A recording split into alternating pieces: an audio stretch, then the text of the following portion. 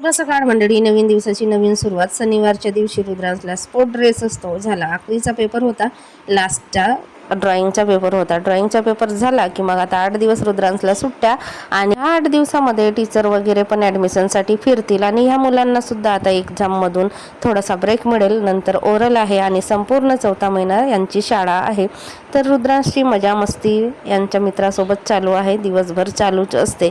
फक्त शाळेत गेले की तेवढं, शाळेतून आले की सारखं खेळायचं.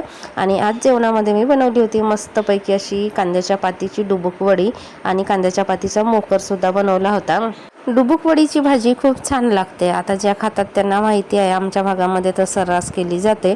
आणि कांद्याच्या पातीचा मोकर सुद्धा केला. संध्याकाळी रुद्रांशच्या पप्पांनी आणली होती आईस्क्रीम, तर आईस्क्रीम खात बसला. आणि रुद्रांश चालूच आहे, आता उन्हाळा जसा लागला तसा एक 2 दिवसातून 2-3 तर आईस्क्रीम खातो. आपल्या वाट्याची पण खातो आणि आम्हाला आणलेलं असते तर आमच्या वाट्याची पण तोच आईस्क्रीम खातो. आईस्क्रीम, स्प्राईट, फॅन्टा आहे त्याचं फेवरेट आहे. आता कोल्ड्रिंक्स मी एवढं पित नाही, एवढी मोठी असून. घोट 2 घोट पेलं कधीतरी तर भरपूर झालं, पण याला ना एवढं कोल्ड्रिंकची सवय झाली आहे, ऐकत नाही. आणि इथे रुद्रांच्या पप्पांनी डाळ घेऊन आणली होती घरगुती तुरीची 5 किलो, तर तीच डाळ ठेवते. आणि काय झालं, आज मी तुरीची डाळ उन्हामध्ये सुकवायला घातली होती, पण कधी माकड आले कधी नाही माहीत नाही. आणि मस्त अशी आपली तुरीची डाळ अर्धा किलो तरी माकडांनी फस्त केली.